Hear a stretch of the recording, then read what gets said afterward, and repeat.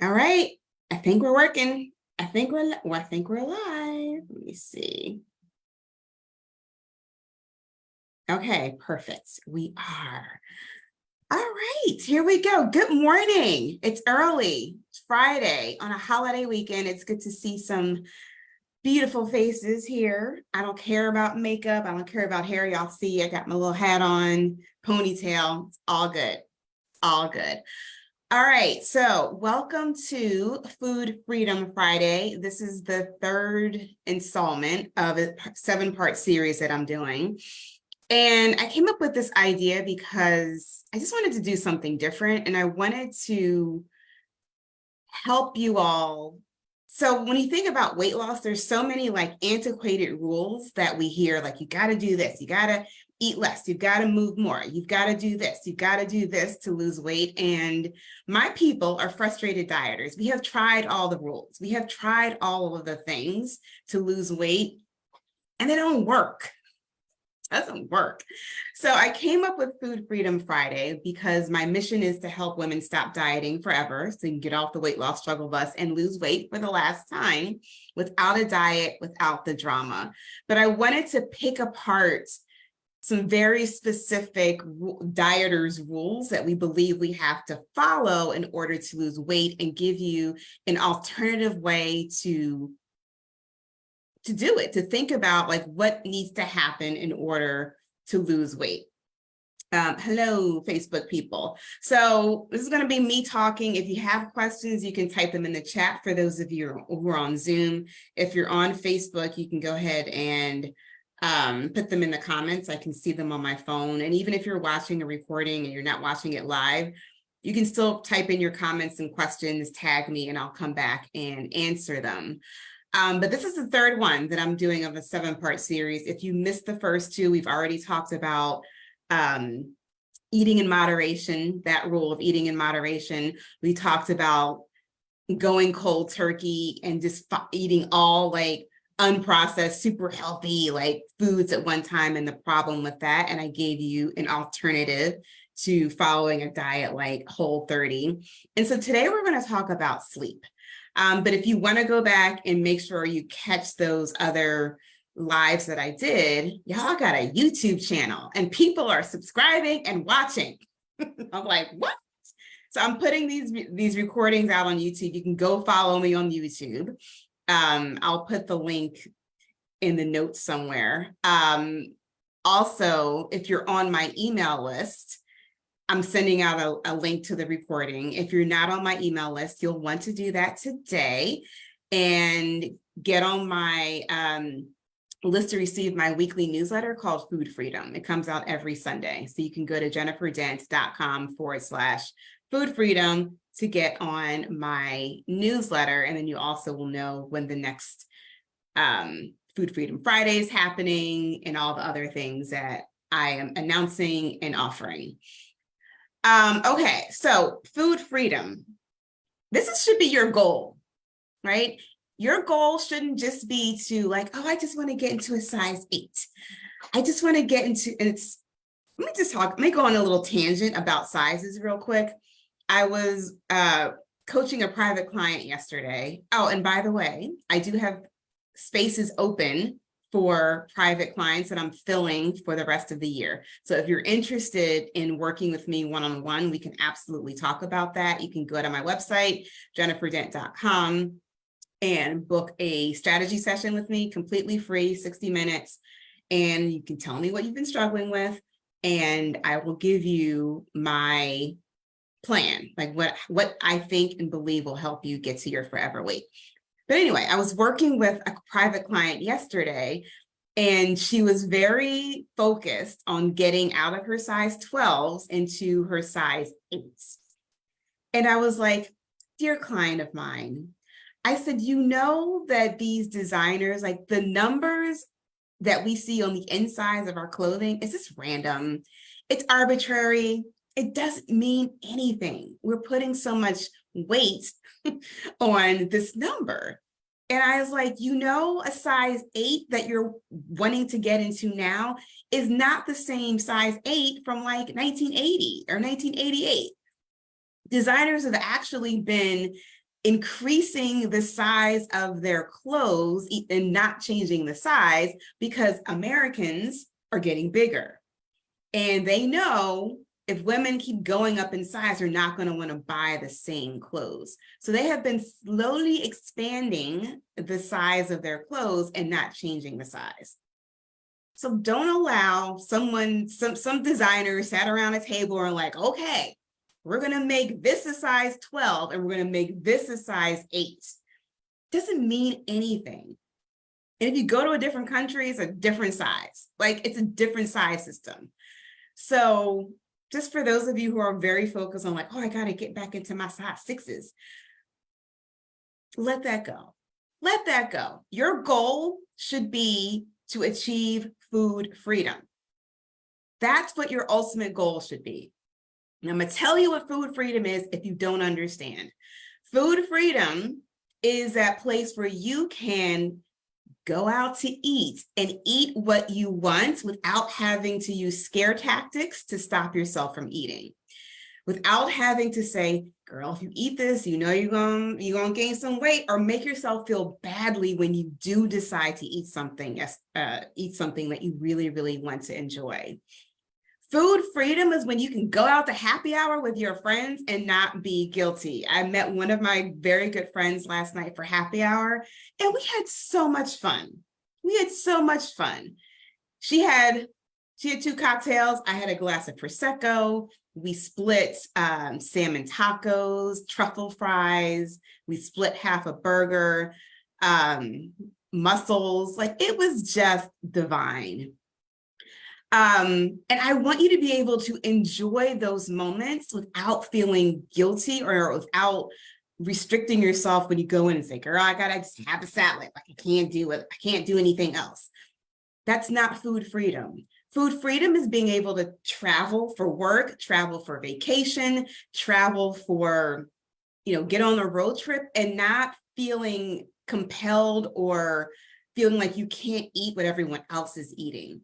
That is food freedom. Food freedom is being able to sit down to eat when you're hungry and being able to stop when you're done, even if that means there is food left on the plate. Last night, we were at the bar at happy hour. Oh, the other thing we had, which is really, really good, were these bacon wrapped dates that were on like a plate of like some type of blue cheese dressing. It's fabulous. If you like the salty and the sweet, amazing. But the bartender was like, you guys want to dip your fries into the blue cheese dressing? And I was like, oh, let me try it. Let me try it. Don't take the plate away. Let me try it. I didn't make myself feel guilty, like, oh, that's too fattening. Oh, that's too whatever. But did I clean the plate did I eat all the French fries and like lick the plate clean of the dressing? No. He took the food away and there were French fries left. There was burger left. There were mussels left, and it was not a problem. It was not a problem. I don't feel compelled to eat everything because I know that there's another meal in the future. Food freedom, y'all. Food freedom is when you give the middle finger to the oppressive diet industry and these diet rules that we believe we need to follow. This is the reason why Food Freedom Friday came into fruition, because I'm like, y'all, stop doing these like crazy things that the diet industry or whoever is telling you that you need to do to lose weight. There is another way. People, my clients, the people in my program, they are learning how to stop dieting forever so they can achieve food freedom. And we are giving the middle finger to these oppressive rules and we're just letting them go. We don't follow them anymore. But instead of saying, I'm not doing that, and you think it's a free-for-all, I'm giving you some alternative things, these new concepts that you can begin to implement immediately. So you don't have to feel like I gotta like eat less, I gotta exercise more. Okay, so food freedom should be your goal, not to get into a size 6, not to get into a size 4. That's all great and lovely. You feel excited when you get into it. But, once you get into that size 8, that size 6, that size 4, the kids are still like, mommy, I need this. Your boss is still like, can we get this, please? Like, life still goes on. Nobody cares that you're now into a size 4. or a size 6 or whatever it is. So don't make that your focus. I want you to focus on achieving food freedom. Okay. So today we're talking about this rule. I don't even know where it came from. And I was about to like try to Google it. And I was like, why? We all understand, we all know, somebody somewhere told us like we need to get 8 hours of sleep a night and that will help us with weight loss. And I remember when I learned about this rule and I was like, oh my God, that sounds amazing. All I have to do is like go to bed. Because at that time, when I was trying to lose weight and I was stuck on the yo-yo diet, and if y'all don't know my story, I was on a diet, off the diet, quitting a diet literally for 20 plus years. Since freshman year of college into my late 30s, I was on a diet, off a diet, or in the process of quitting a diet. All I did in order to try to lose weight, I could never keep it off. And I could never lose enough to get to my goal. So when I heard about this new research that sleeping 8 hours a night helps you with burning fat and losing weight, I was like, oh, cool. Because I was doing these grueling workouts. I was believing I needed to do all this extra exercise to burn enough calories. Yeah, I was going, did anybody else go to Orange Theory Fitness? I used to go to like 5 a.m. class at Orange Theory Fitness. Man, I was running. And I used to go to this other high-end gym in Philly. I see some people here from Philly. I used to go to Unite Fitness. 90-minute workouts, y'all. Killing it. Burning my calories. I used to post pictures of my calorie burn and put it on social media, believing that's what I needed to do to lose weight and keep it off. So when I heard of like, oh, I can sleep 8 hours and magically burn fat, I was like, what? All right, let me like try to like get to bed earlier and go to sleep. But for those of you who are like me, sleeping 8 hours every single day is impossible. Impossible. There's work. There are kids that need to be, I don't have any biological children, but I have a dog that needs to be taken care of. Your kids they have to be woken up and they have to be fed and clothed and bathed and driven to wherever they need to go. I used to travel a lot for work. I had to wake up 3 a.m. to get to the airport for like a 6 a.m. flight. So sleeping 8 hours a night just was a nice pipe dream. It wasn't possible. So I don't want you to think that like, if you're not getting 8 hours of sleep, then that's a problem. I don't want you to beat yourself up and be like, I'm never going to be able to lose weight because I can never get this much sleep. I talked about this concept in the group. So I like to introduce these concepts that I'm coming up with inside of my group coaching program. So I talked about this on the call on Tuesday. And I was like, who here gets 8 hours of sleep? And one person was like, she raised her hand very timidly. And I was like, great. But she was like, I still wake up tired. So those of you who are getting 8 hours of sleep and you still wake up tired, or you get 8 hours of sleep. And so funny because she was on the call and she was just yawning. And I was like, look who's over there yawning, that person who gets 8 hours of sleep. And we all started laughing. But you feel like you need to take a nap in the middle of the day. That's not getting quality sleep. So instead of you trying to focus on, yep, I need to get 8 hours of sleep so I can lose weight, I want to give you something different to think about. I want you to focus on quality of sleep versus quantity of sleep. Listen, we have enough things to worry about. I don't want y'all having to worry about like, I gotta get 8 hours of sleep so I can lose weight on top of everything else you're dealing with. Don't get me wrong. Sleep is essential for your health. There are benefits to it. Your weight loss can be enhanced with sleep, but it's not the quantity of sleep that's most important. It is the quality of sleep, okay? The quality of sleep. So when you're thinking about getting healthy, when you're thinking about losing weight, you're focusing on the quality over your sleep quantity. Here is why. I'm going to give you 2 ways that you can do that. Hey, Sabrina, it's good to see you. I'm going to give you 2 things that you can do to improve your quality of sleep and stop worrying about the quantity. I just see Sabrina on here who's been through my programs, new mom. She ain't getting 8 hours of sleep. It's not possible. So instead of focusing on 8 hours of sleep, I want you to think about the quantity or quality of your sleep. The better the quality of sleep, it allows your body to get into a restorative state, which is what we want.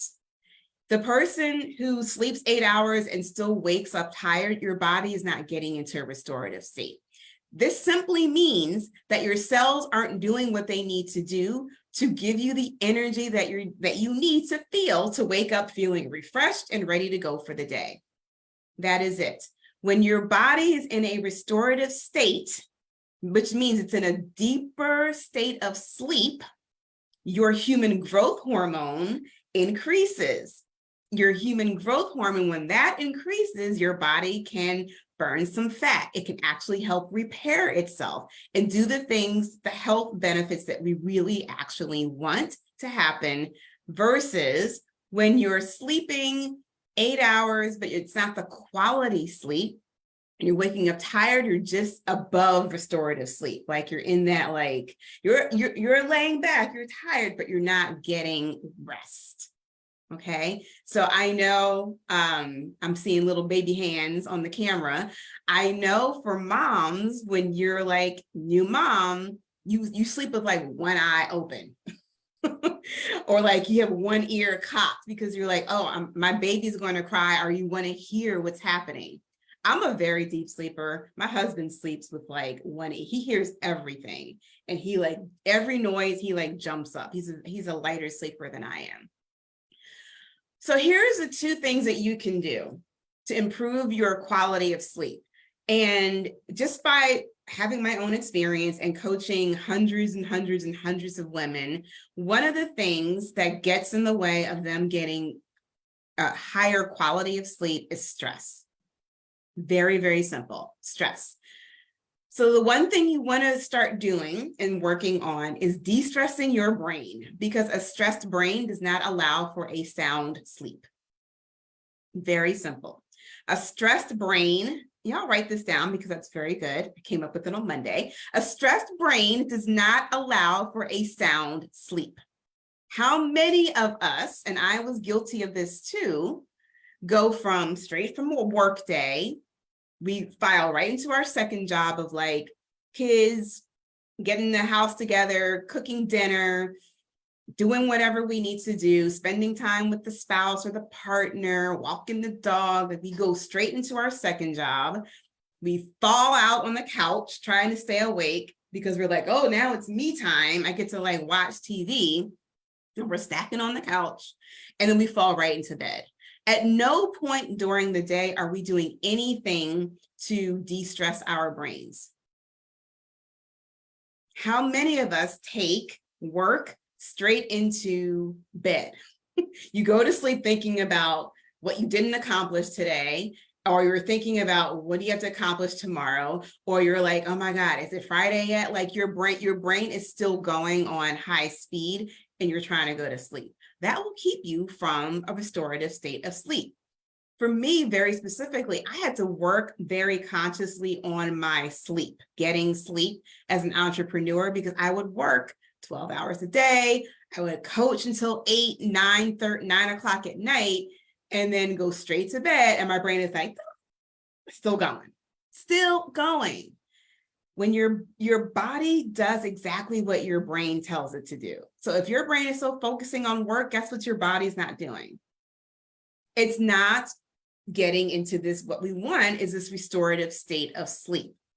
So a couple of things that you can do to de-stress your brain, and y'all, this is going to take doing something different, because nothing will change if nothing changes. So you want to start trying to create this nighttime ritual. I can't think of like a better word for it, but literally it's changing the way that you go to sleep, preparing your brain before you go to sleep, and doing this every day and being consistent with it. So that could simply be journaling, which is what I teach my clients to do. Of like, just they know how to do a brain dump. Grab a piece of paper, and a pen, and write down everything you're worried about. Just write it down, dump it out of your head, get your brain slowing down your brain, and get it out of your brain on paper. Recently I started writing down gratitude. So before I go to sleep, I have my little remarkable, I'll take it into the bedroom. I'll write down 3 to 5 things that I'm grateful for that happened during the day. I'll write down 3 wins that I accomplished over the day. And this is something from a book that I recently read called The Gap and the Gain, or The Gain and the Gap, something like that. You can look it up. And I'll write down 3 things that I want to accomplish tomorrow. So instead of worrying about like, how am I going to get this done? Or I've got so much to do tomorrow, I'll just like, you know what, there's 3 things I'm going to accomplish tomorrow. I don't know how that's going to happen. And sometimes I'll write down, okay, like, let me, while I'm sleeping, process, solve a problem, and, you know, wake up in the morning and come up with some ideas of how we can tackle the day ahead. Okay, so de-stressing your brain. Journaling is just one thing you can do. For those of you who are familiar with tapping, emotional freedom technique, you can do that. You can go on YouTube. If you don't know what it is, go on YouTube and search for tapping for sleep and see what comes up. It's literally just a process of calming your nervous system down by tapping on meridians or certain points on your body while repeating statements to like release the energy and to, I'm no EFT expert, but I do tapping a lot, and it's very effective. So you can go search for tapping for nighttime and try that. You can do evening yoga. Lots of people love to do yoga. You can do evening yoga. You can take a bath. You can sip chamomile tea. Like, make that your time. Put your phone down, right? Put your phone on sleep before, an hour before you need to go to sleep. Turn off the TV, wind down mentally, give yourself 15 to 20 minutes to just do this work to de-stress your brain and allow your body to get into restorative sleep. Y'all, that's easy. Doing that 15 minutes, 20 minutes at nighttime is easy. I'm not saying to lose weight, you gotta go run a marathon or wake up and like, you know, go jog 5 miles. That's not what I'm telling you to do. I'm saying to write, to get to sleep earlier, period. So easy. De-stress your brain. Find something that works well for you. The second thing you're going to want to do to improve your quality of sleep, and not your quantity, your quality of sleep, is allowing your digestive system to do its job and process the food from the day. How does this happen? This means, for those of you who love to snack on the couch before you go to sleep while you're watching Netflix, stop it. If you're going to want to stop putting food into your mouth, at least 3 hours before you go to bed. 2 at the latest before you go to sleep. For all of my nighttime snackers, you're like, no, don't take my nighttime snacks away from me. We could talk about the reasons why you're snacking at night. That's a whole other, we talk about nighttime snacking. We call it sleepy snacking in my group. Sleepy snacking all the time. Stress snacking all the time. If you're doing this de-stressing your brain process, it might mitigate your need to have a snack at nighttime. It's an interesting experiment. You should try it. But allowing your body, your digestive system, to process the food that you have consumed during the day is nothing but a huge health benefit for you. It allows your cells to do what it needs to do. It allows you to create more of this human growth hormone that will help with the fat loss, because just sleeping 8 hours is not going to actually tap into your fat stores. Right. So you're allowing your body to burn more fat when you stop eating at nighttime. Okay. So you get to decide what time that is for you. And I know for those of you who struggle with the nighttime snacking, it is an emotionally driven urge to eat. It is not a physical hunger. This is where coaching comes into play. If you can't just stop eating at nighttime and do that consistently without using willpower, we've got to like tap into the reasons why you are emotionally eating at nighttime. This is where coaching comes into play. If you've never been coached for weight loss, it could be the reason why you're struggling with your weight. Again, I am a coach. I'm a certified health coach and life coach and weight loss coach. I'm perfect trifecta. Okay. If you've never worked with a coach, go to my website, jenniferdent.com, and you can see how you can work with me and how coaching can help you lose weight for the last time. Stop following all these dieting rules. Stop trying to do all the things that they say you need to do to lose weight. I just want to talk about one more thing before, and I'm happy to take questions if we have any in the chat on Facebook or on, what do you call this thing? Zoom. There's one thing that can help you additionally with improving your sleep quality. And this helped me immensely. It's optional, right? It's not anything you have to have, but I'm very much in favor of this Oura ring. My clients know all the time, I'm like always talking about the Oura ring. This really helps me improve my sleep quality because it's tech, right? It's health tech. It tracks your nighttime data. And actually now I know the newer Apple Watches do the same thing. What you want to be able to look at is your resting heart rate, your heart rate variability, and what your numbers are. That will tell you whether you're getting quality sleep or not. Oura ring, I believe, is like the holy grail. I love my Oura ring. I've had it over 2 years.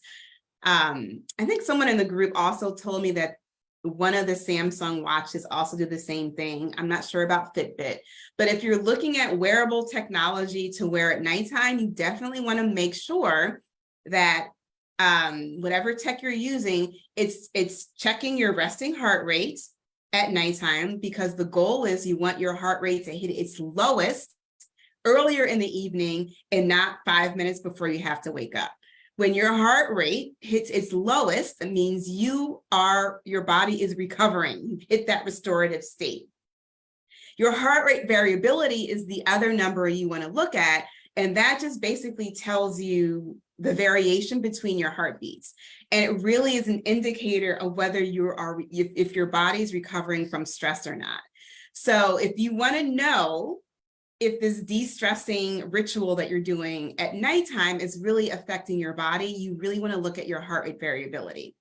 So those late nights for me, so this is how my Oura ring helps me. The late nights for me when I coached at 7 and 8 and I would be done work at like 9. And y'all, for me, coaching is like a high. I love coaching. I get excited. I get the coacher's high. I love connecting with women. I love seeing their transformation. So coaching does not stress me out, but your body reacts to like excitement and stress in the same way. So my heart rate is elevated and my body is in like a stress state because I'm excited and I love what I do so much.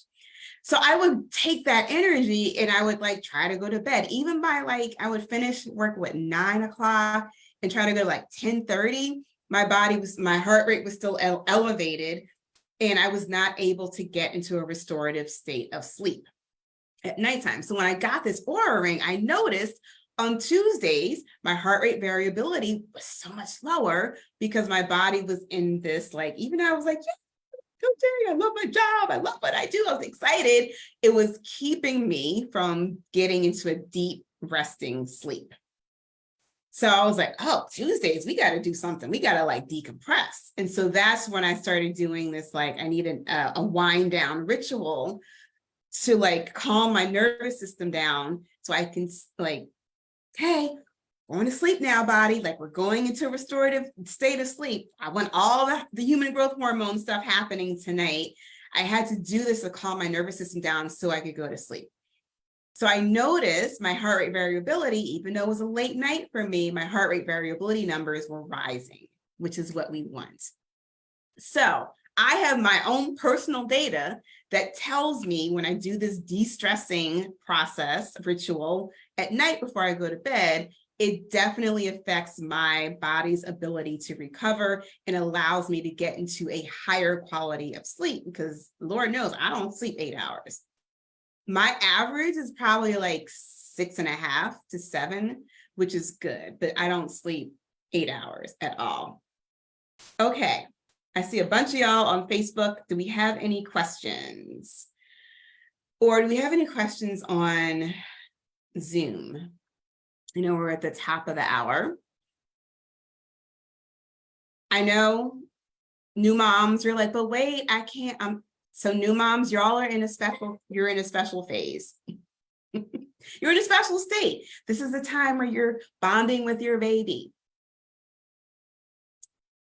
Roman is his name, right, Sabrina? He's so cute. Okay. See you later, Haley. It's good to see you again. All right, y'all. Again, if you have any questions, you can simply put them in the comments. You can email me, Jennifer, at jenniferdent.com. If you're interested in how coaching can help you lose weight for the last time, I'm your girl. Let's talk about it. You can book a 60-minute free strategy call with me, and I will tell you all the reasons why you aren't losing weight, and I will tell you exactly what you need to do, not to just lose weight, but to achieve food freedom, because that's what you want, not the size 6. You want to be able to achieve food freedom. Okay.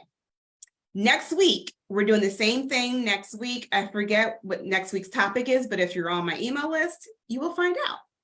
9:30, Food Freedom Friday, will continue with number 4 of this 7-part series. Okay, have a wonderful holiday weekend for those of you in the US. Bye.